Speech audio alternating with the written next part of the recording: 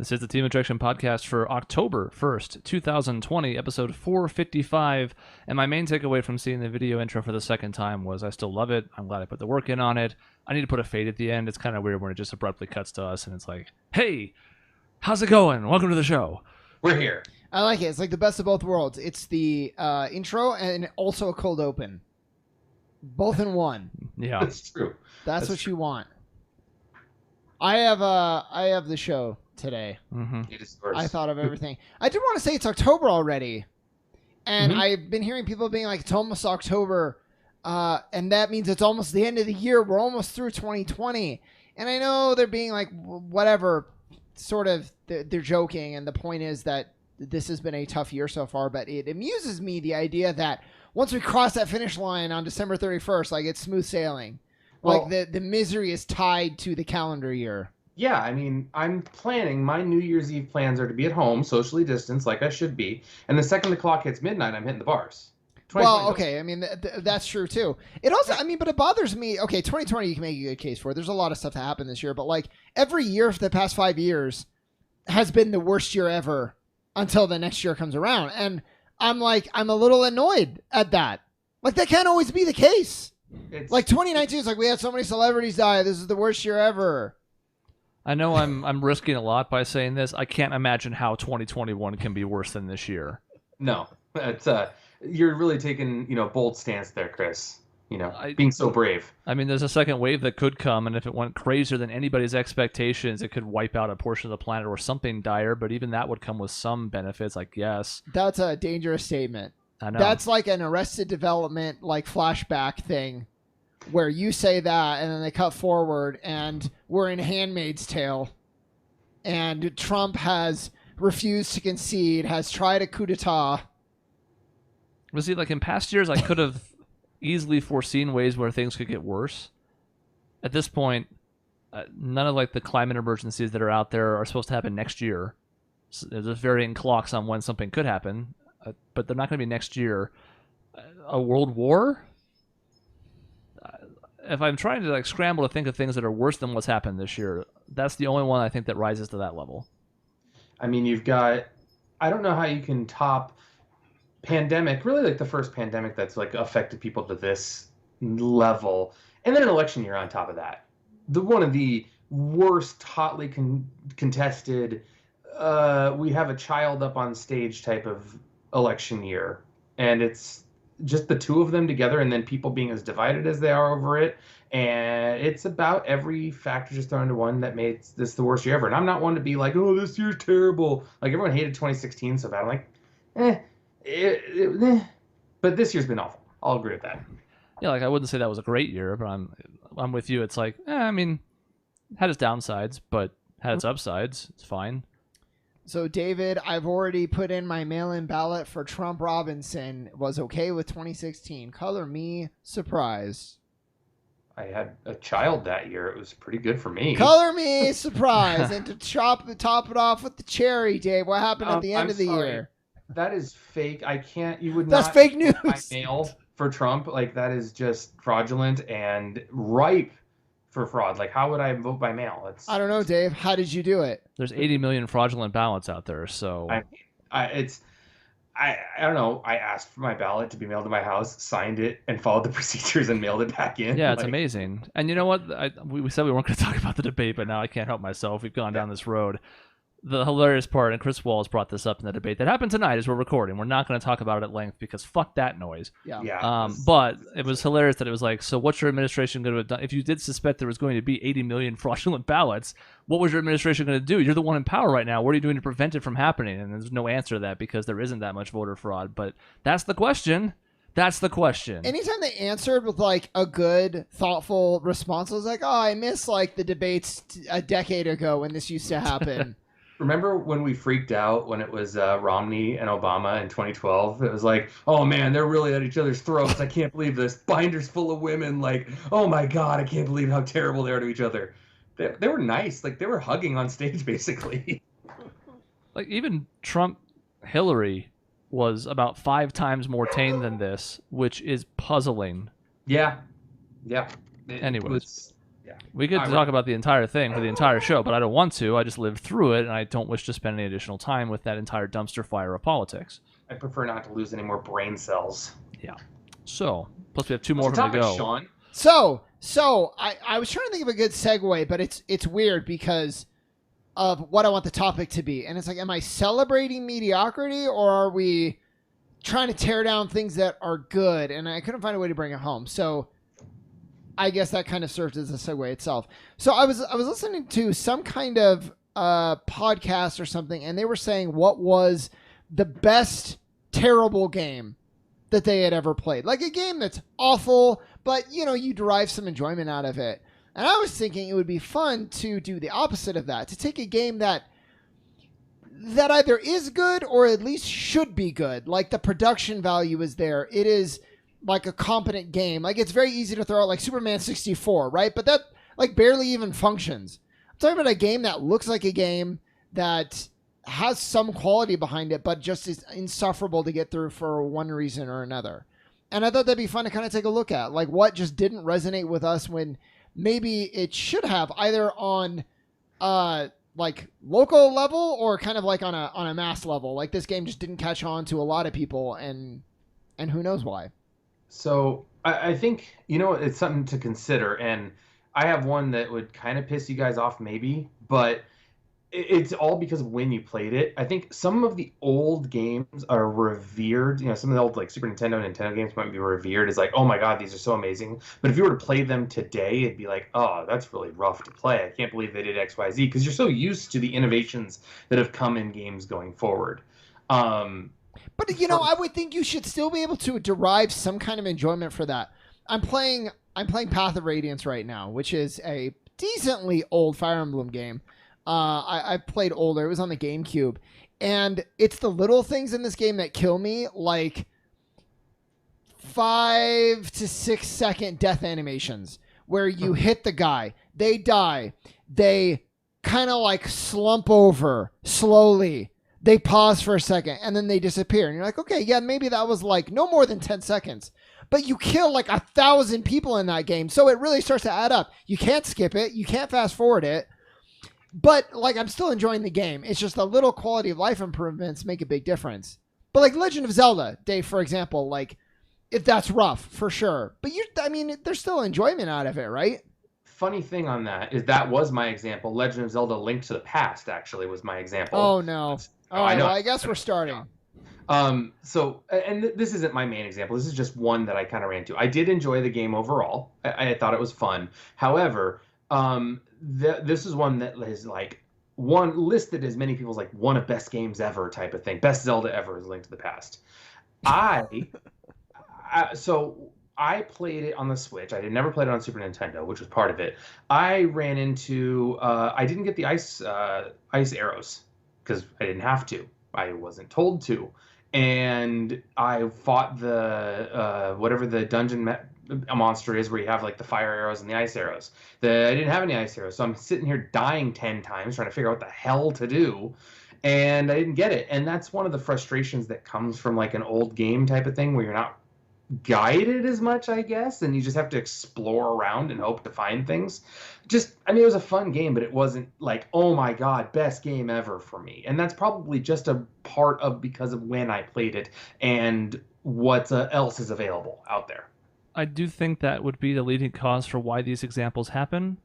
I went back and finally tried to get into Shadow of the Colossus, and it didn't really hook me. And I just don't know if it's too far gone for it to have done that for me now. I think something similar is happening for people who are playing Mario 64 for the first time on the re-release of those 3 games on the Switch, where for those of us who played it at the time, there's a little bit of nostalgia that kind of covers for the fact that the camera is pretty ball sacks by 2020 standards.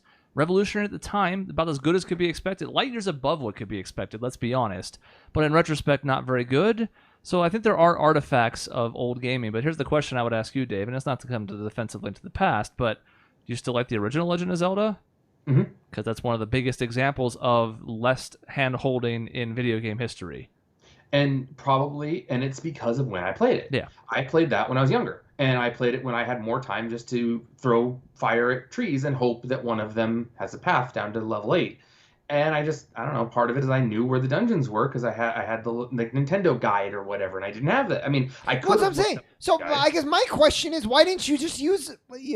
Why didn't you look it up when you died the first 5 times on this guy? I did. It just pissed me off that it didn't. It was this like I tried to put myself in a younger shoe where I didn't have a game guide, and I'd be screwed. I just it would have been difficult. That's all. So I did end up looking it up. It's hard because, and I'm not necessarily defending this practice, but I'm just saying what it was. Is a lot of those game designs, they were intentionally obtuse because the idea was.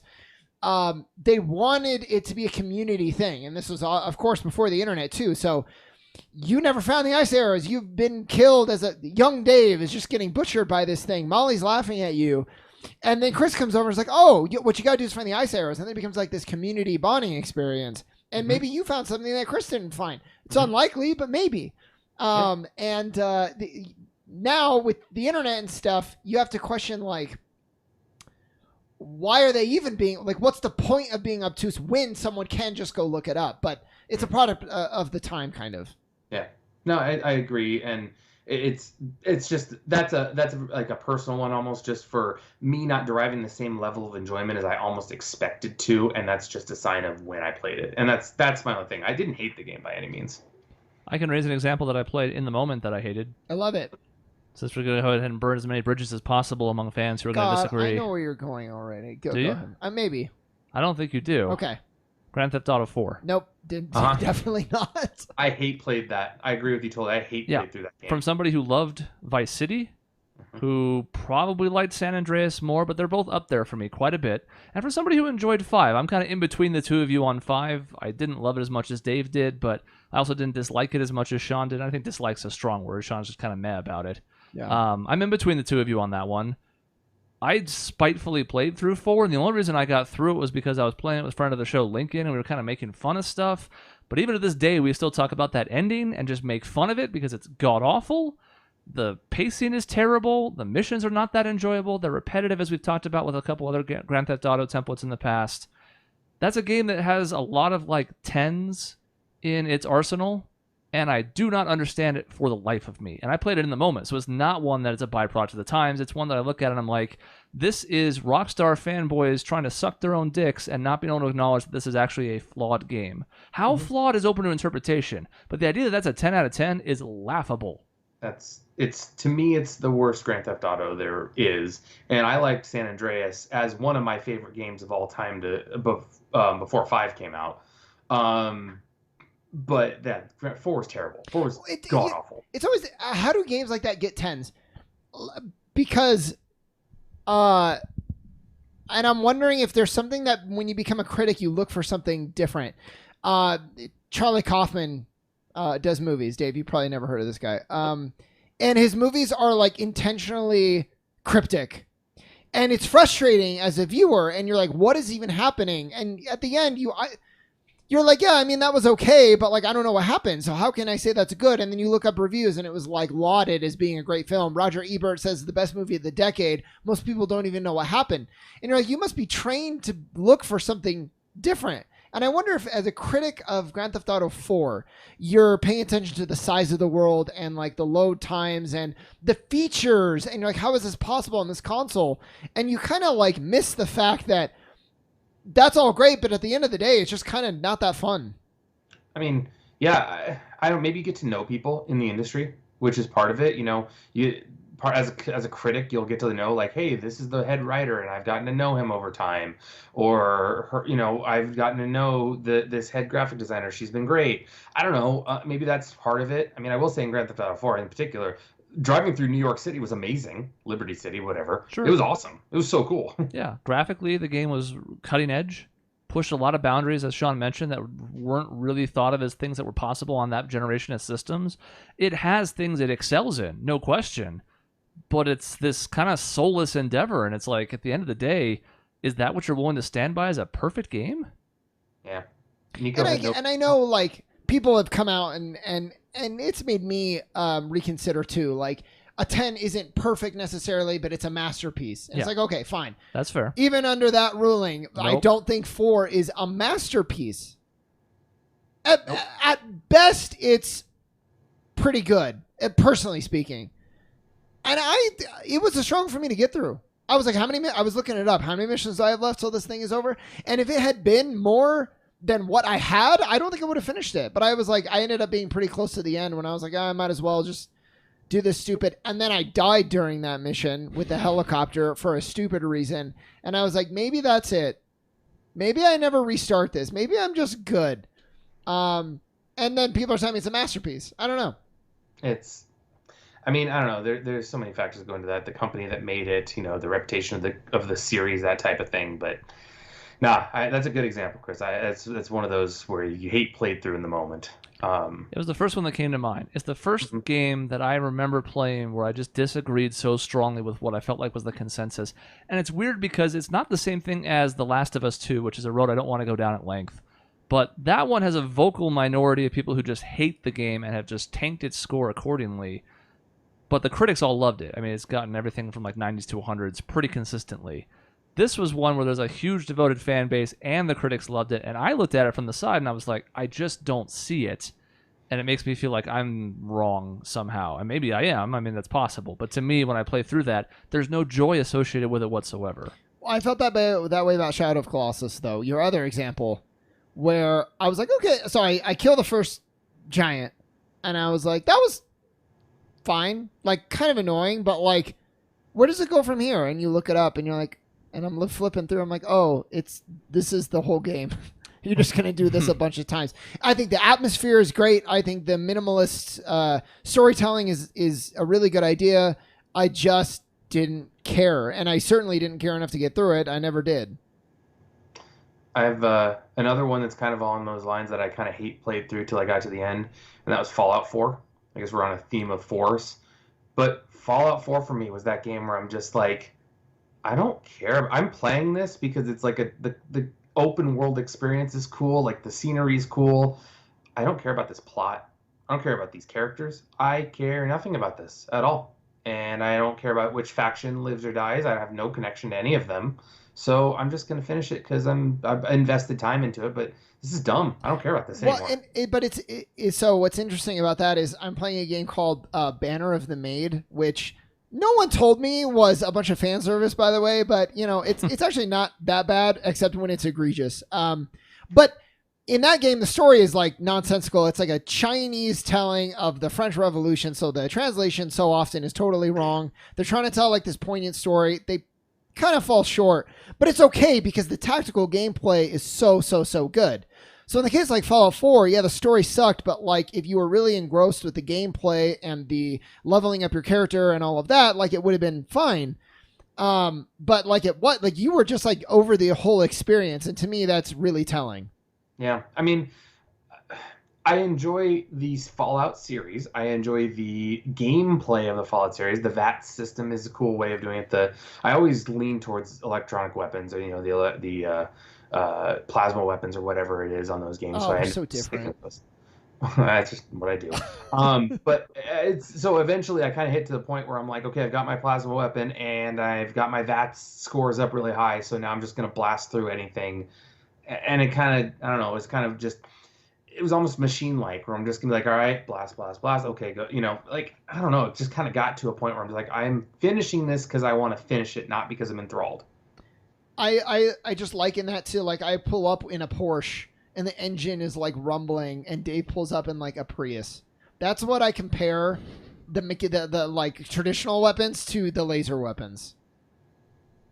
The laser weapons are so like they don't have an impact. They're so weak. They're like pew pew pew pew pew. Same problem I have with Star Trek actually. While we're on that point, Star Trek. I hate the guns. You mean the ones that you can set to vaporize someone or knock them over? Yeah, but it's still like, psh, and then they're vaporized. I mean, that's not satisfying. It's very satisfying because I have control of how much damage I get to your bullet. You have no control over that. Now he wants more concussive impact. Yeah. I want to lose my hearing when I use my weapon. Anyway, the whole comparison is stupid because I have an electric car. Dave does not. So, anyways, to the point of Fallout 4, it was a game that I never slogged through. I definitely never had the same connection with it as I did with 3 or New Vegas.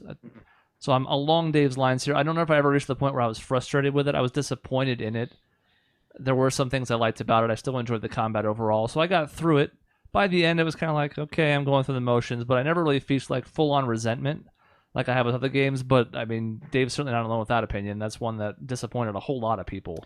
You know what it was in that, in that game specifically, what it was that made me think, what am I doing? I was going down the rabbit hole of the Silver Shroud like side quest thing, and I'm like, why am I doing this? I'm supposed to be finding my son, and I'm playing comic book character for some people that I don't care about. What is going on here? It was weird when I hit that. That was the worst decision they've ever made, is to give the main quest such like importance, like urgency, but then like the game isn't built for urgency, so then you lose the drive completely. Yeah, exactly. I actually had that same feeling about this is talking about resentment and just being like, when is this going to end? Dave, you've already brought it up before the show, but Mass Effect Andromeda was the one that like immediately came to my mind of like, the combat is satisfying. For the most part, at least by the time I played it, the character models looked fine. I didn't get a lot of the wonky animations and things like that. And otherwise graphically, like it was fine. It was fine. It was no Superman 64. Again, it's like the baseline that I compare it to. You got like the dialogue trees. You had what should have been a good game, and I thought it was insufferable. I could not get through the very end. I was so bored. I was smashing through all dialogue. I didn't care anymore. You went to some planet with like the people who were living there already, and it was beautiful, I guess. And I was just like, I can't wait to leave. I can't wait to get to the end of the game. I'm done with this terraforming bullshit. It's so boring. The car's boring. Everything's boring. And then you go into the dungeon, and there's some kind of puzzle, and I don't even remember what it was. And I was like, I'm looking this up immediately. I do not have an ounce of patience for any kind of puzzle they're going to try to throw at me right now. God, I remember playing that game and coming in and being like, all right, Mass Effect game. I'm so excited to play a Mass Effect game. It's been a while. I'm kind of, my distaste for the ending of 3 is out of my mouth. And I come in and I'm like, wow, we're going to a brand new galaxy. It's going to be so cool. So many new things open up. Hey, look, there's aliens over there. Oh, fuck, they're killing me. Why are they killing me? I have no reason. Why are they shooting me? And then I go through this gameplay. It's like, oh, yeah, those guys are assholes over there. They just always, like, they're dicks. And it's like, well, can we, like, negotiate with them? No, you just got to kill them. Oh, yeah, go take over a bunch of worlds. Oh, yeah, there's this big, giant, like, soupy stuff in space that'll blow up all your ships, the Scourge. So, get around that, and hopefully it works. And it's like, this is dumb. Like, this has no fun to it. There is the framework of an extremely successful game in there somewhere. Yeah, Conceptually, it's there. The execution, very lacking. Like you mentioned, graphically, they had a lot of bugs at launch. Eventually, they worked most of those out, so it now ends up being a decent-looking game. There's still some of those like character dialogue trees that we know and love from BioWare. Most people didn't love the characters overall, but they're there, and maybe with some tweaking, they could have been fine. To me, the most telling part is the ending, and obviously, they were not planning on this being the only game in that particular trilogy or whatever it ended up being. But now, as a standalone product, and the fact that it probably won't ever be continued because it was such a disaster, now that ending is really, really terrible, and it almost seems like a fitting send-off. I honestly don't even know how it ended. I didn't finish it. Did either of you finish it? I did, yes. Okay. You can tell they were building to something. They're like, all right, they're planting some seeds for a sequel, except there will never be a sequel, so they've just shoved the plot into the ground instead of planting seeds that'll eventually sprout. They lost the heart of it, and that's difficult to quantify, but it feels that way. Almost from the very beginning of the game. Mass Effect had a certain charm to it where even when it was struggling, especially like in the first one, I still like the first one. I will still play through the first one, as rough as it is, as long as the loading times are, because it has heart. And it's like Andromeda is just the soulless creation. I don't like the characters, and the character designs are bland. No one sticks out to me. I had a problem in 1 where I was like, I can't narrow down my party enough. These characters are also interesting and have such cool backstories, and they all look so cool. And I did not have that issue with Andromeda, I will just say. I remember the human blonde girl, and I think her name started with a C. And Okay. Just as a pop quiz, not that I'm trying to, like, we're not doing a fake gamer thing here, but who was the villain? Quick. The Ket. Okay, and that's like the bad guy race. Who's the primary antagonist of the game? The Arbiter. I can tell you, It does sort of sound like Arbiter. Yeah, I know, right? I can tell you all about the first You can tell about the trilogy. You Yeah. know who those strong antagonists were throughout the way. I mean, like they had Martin Sheen play one of them, for Christ's sake. Like there was a lot of things going on there that was great. The Archon was the villain of Mass Effect Andromeda, and nobody gives a shit, just like every other character in that game. So if you don't have good antagonists and you don't have good allies, and your protagonist has to be kind of a blank slate because it's meant to be like a self-insert, boy, do you have a problem on your hands. Uninspired. And when you look back at the development hell it went through, it's easy to see why it ended up happening. How so many people made so many poor decisions to get to the point where that happened is just astonishing. Well, everybody's like, it's supposed to be procedurally generated worlds. I'm like, great. I don't even like that. And that's a personal thing. But, like, I know No Man's Sky is, like, doing better now. It's getting a little bit of support. I will never play that game because nothing about... It's just, you just go explore. It's like a procedurally generated world. It's like, who gives a shit if nothing interesting happens there? Did you give any credence to your original thought was games that are really bad, like everyone hated, but you like? Just have a lightning round of ones that you did like. Well, I really quit. I'm going to think about it because you trapped me because I don't. So I'm going to vamp for a second. Because Resident Evil 6 was another example for me of like a good... All the stuff is there, like high production values. It's sold really, really well. It got okay reviews, but it was just like, what am I playing? The soul has been ripped out of this thing. The controls feel weird and kind of foreign. The UI has been stripped down and like made very generic. I had more problems with the interface and the feel of it than I even did with the fact that like, yeah, it was explosions and all that. Like I don't like that. It's supposed to be a horror game. Yes, those were issues, but like from the very beginning, I was like, this isn't even Resident Evil. What happened here? Yeah, I think that's got its share of detractors, but it is one that's generally well regarded, and I have sort of the same problems with it. I have more of a problem with the actiony stuff than you do in that game, but even so, a lot of the same issues you brought up are ones I have problems with too, where it's like, I played one of those 3 stories, and I have no interest in playing the other 2. Oh, yeah. 0. People are like, yeah, it's 3 games in 1. It's like, yeah, and they're all bad. Yeah. Great. Terrific. Good value. Bang for your buck. And Dead Space 3, like, same thing. It's like, I cannot wait until this is over. And I don't know why I do that to myself. As soon as I have the thought, I can't wait till it's over, I should just stop. But I don't. Because, like, there's an itch in me that I need to do what I can to complete it. But it's interesting that so many of the games that I think are... that example of it's a good game, it got good reviews, but it just like it lost its soul. It's on that What Happened series where like they look at like where did this game go wrong, and so often its directions got changed, and I think I feel that as a gamer like that. Maybe I'm sensitive to that or something, but it's obvious. Just before we answer Dave's question, then isn't it interesting that almost all of these are series, and in almost every example, it's a problem of the series diverging from what made it popular, what made it successful, what were its strengths in the past, and then screwing them up somehow when they had a template that was successful, butchering that template, and then being like, I don't understand. We did everything right. It's like, well, you didn't. You lost the core of what you were, and somehow you were too blind to see it.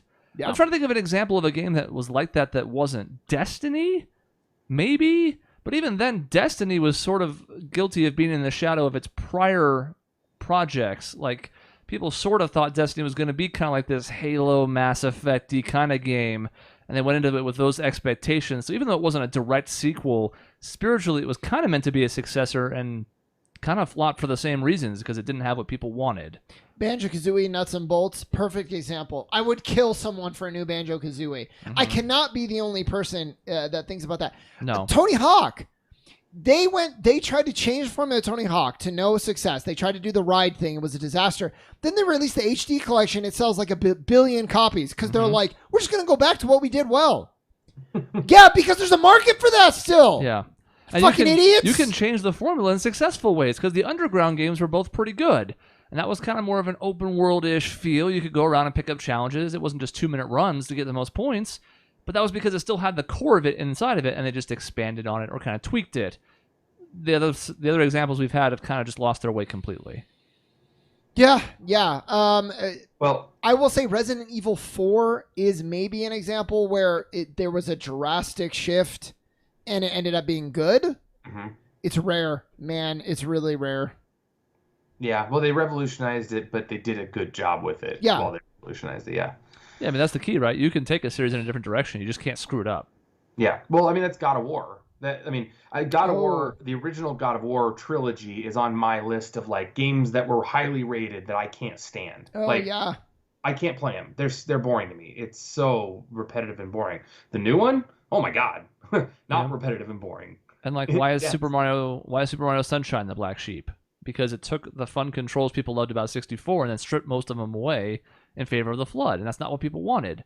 Now, maybe people were too harsh about that at the time, but I think as people are playing through that again with the re-release, there's a lot of similar opinions where it's like, this doesn't really feel the way I want it to.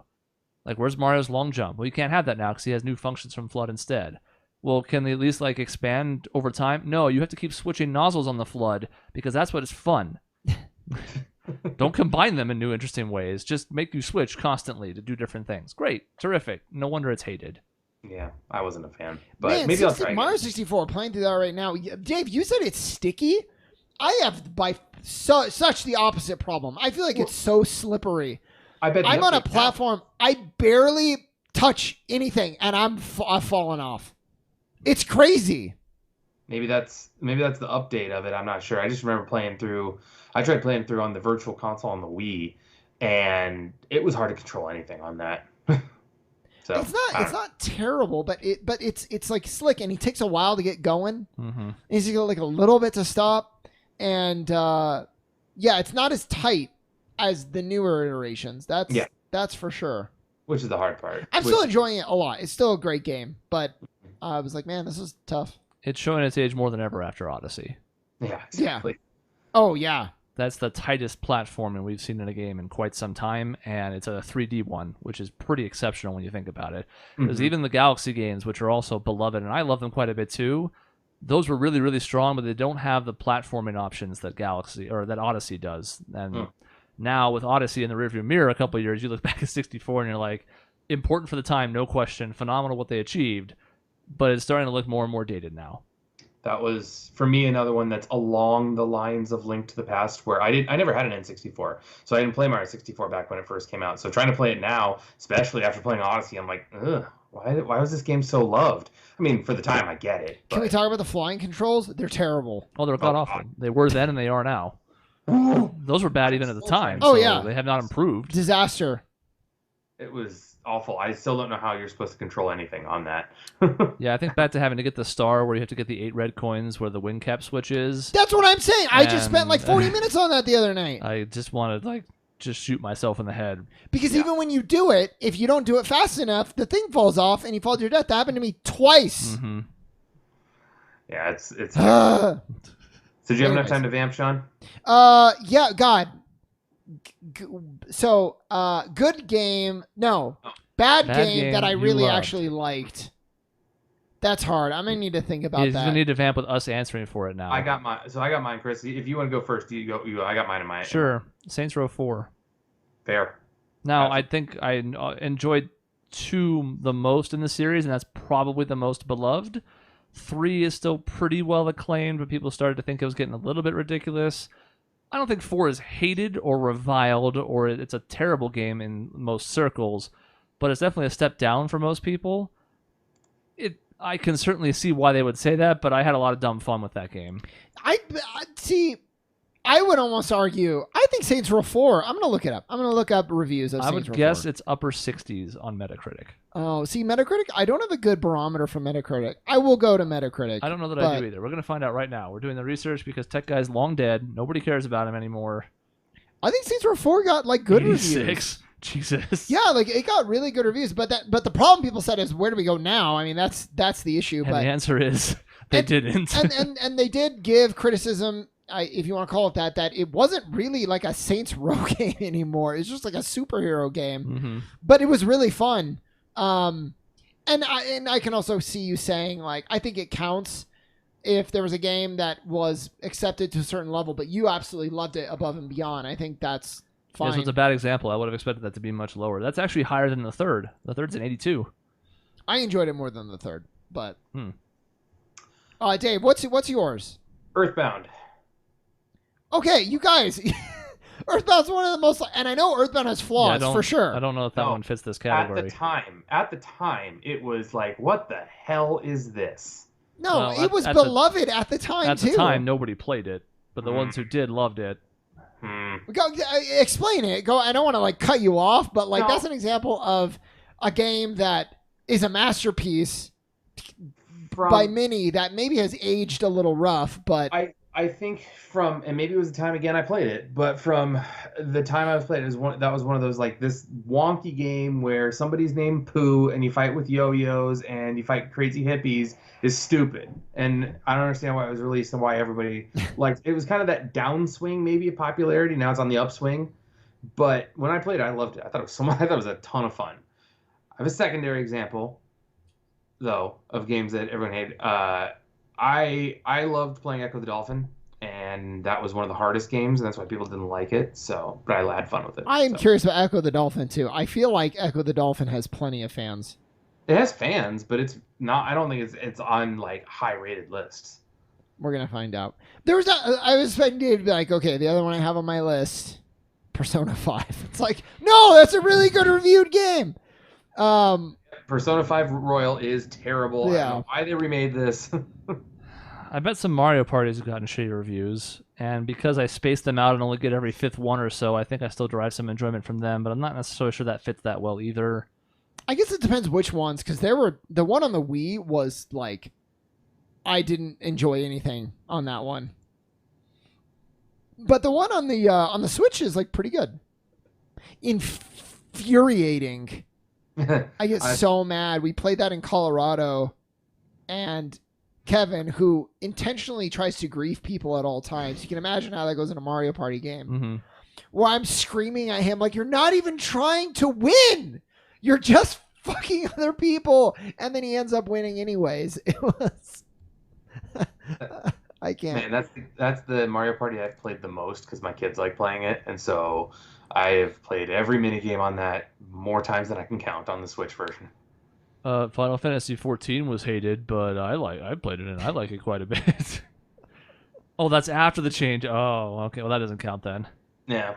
Honestly, I mean, 13 is probably, I mean, at least by the standards we've set up so far, 13 is pretty hated, and it's definitely near the bottom of like the Final Fantasy list for me, but I played that game for like way more than I had to. And I enjoyed it for the most part, especially when it opened up at the end. I did all like the side stuff. I got most of the achievements, beat like a lot of the secret bosses. I did all the hunts. Yeah, I don't know if I look back on it super fondly now, but at the time I enjoyed it. I have a weird relationship with some of my older games because as a kid I played so many sports games, so it's hard for me to like say like, oh yeah, this game was rated so high. It's like, well, yeah, it's just the next version of this year that came out, you know. So it's hard for me to have any memories of that from a kid perspective. So I'm trying to think, like the Lion King was probably not very good side scroller, and I liked that at the time. Mm-hmm. That was one of those intentionally hard ones, and that was, I think I heard that one was intentionally hard so that you couldn't beat it in one rental period. Well, yeah, right. I mean, that's what we talked about, but like it's the Lion King. Like, who do they think is playing this? And they make it so hard. Aladdin is the same way. I don't like so Rondo of Blood was one that was a recommended just to the moon about like it's the best Castlevania. I completely disagree. It was so difficult and annoying that I was like, fuck this game. So maybe it's just too hard. Maybe people are saying, well, if you got better at it, maybe you'd like it, and that's fair and fine. Get good. But I couldn't do it. I can't play the same level 50 times. I can't. No, that's me and Dark Souls. Can't do it.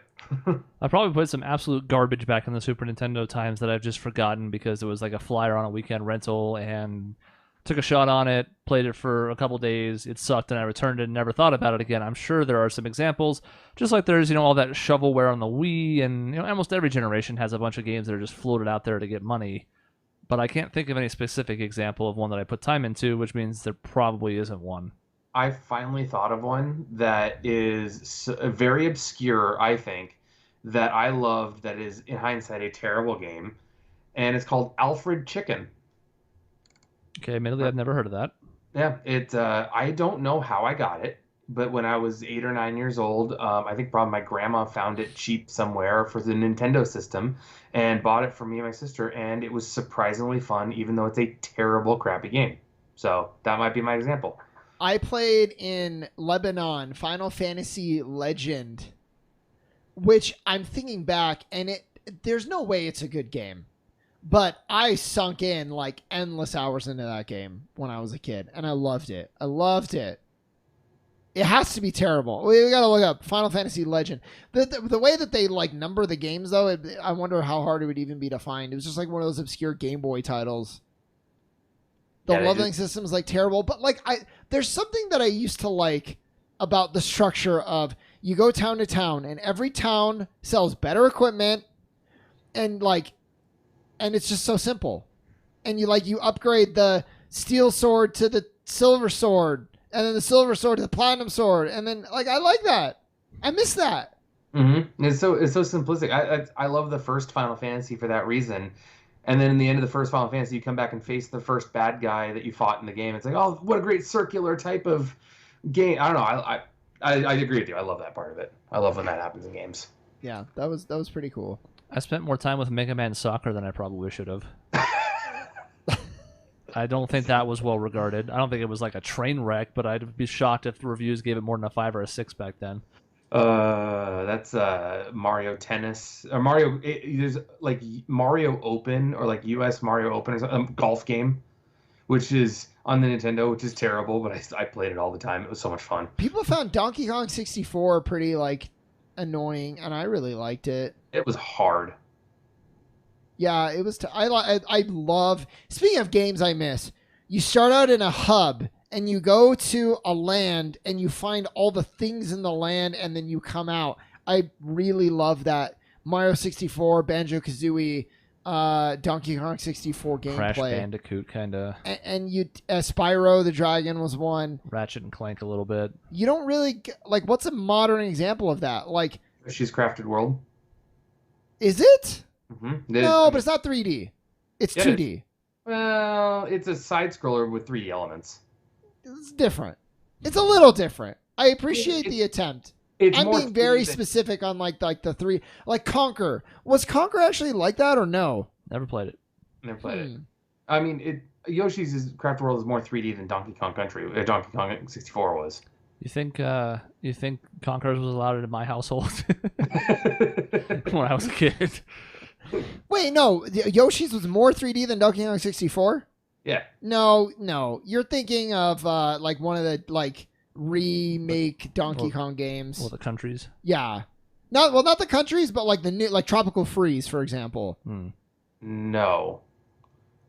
Yoshi's Crafted World is the new one for the Switch. Yeah, it's mostly 2D. Yeah, and so is Donkey Kong. No, that's what I'm telling you, my boy. No, Donkey Kong 64 is fully 3D. It's like Mario. My bad. You're right. I am thinking of the one for the Super Nintendo. I love those words. That gets me so hard. I gotta think. I had an example and I forgot it because I got so excited that I remembered Final Fantasy Legend. That was strange. And there's a handful of other ones way back when I was a kid, but I don't think I can count those because I played those out of there was nothing else. I played some generic ass pinball game for the Game Boy, way more hours than I should have. But I only had 5 games, so inevitably I was going to have to play that some. It wasn't like I was doing it out of choice per se, and it wasn't terrible, but I wouldn't hold that in the same category. When you're a kid, you don't have a say. Well, and it was such a weird Wild West in the early 90s where there'd be game developers that try to put out games for the Nintendo that are not licensed by Nintendo at all, but it's hey, go ahead, put it in here and see what happens. This crazy game that someone made that makes no sense really and was just slapped together so they could try to sell it. So it was a weird time back then comparatively to now. There was an old game called Shuffle Puck that was on the Mac. Are you allowed to say that? On the Mac? Yes, I know exactly what you're talking about. Yeah, only now that the clean rating is gone can I say Shuffle Puck. That I played a ton in school because when you were in school, you had even less of a choice on what you were playing. So if it was even borderline educational, it was in. I don't know why that was allowed as opposed to Carmen Sandiego, I know that why that was there, and there's a typing game that I know why that was there. There was no educational component to Shuffle Puck, but when you got like scored on, the screen looked like it cracked. And, to a 9-year-old, that was like, whoa, shit. I didn't say shit because I was 9, but I did say Shuffle Puck. I cannot believe that you played that. That was on, my dad had a Mac 2, whatever it is, and I played that on my computer at home, and it was exactly the same thing. You played like different levels of monsters who had different.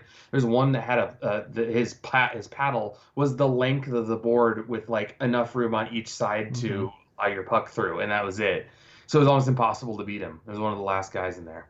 Man, not a very good game. No, terrible. Have you guys ever even heard of Vector Man? Heard of?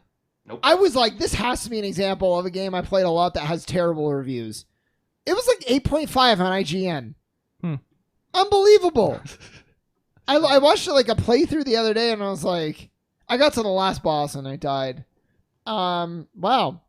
See, all the memories that I have, like my brain is screwing things up. The Vector Man was actually a really good game, turns out. I gotta think about this more. I'm sure I have a bunch of really terrible games that I love and that I will defend, but I can't think of them right now. That's all right. It's homework assignment for the same topic in a future episode. Yep. We have different answers to everything. Perfect. Yeah. Well, that's the end of this show. You can certainly let us know what your best bad games or worst good games are, or disagree vehemently with our picks. I could see that happening. I'm sure I'm going to get my share of hate mail for Grand Theft Auto 4. I welcome it. Bring it. I welcome it.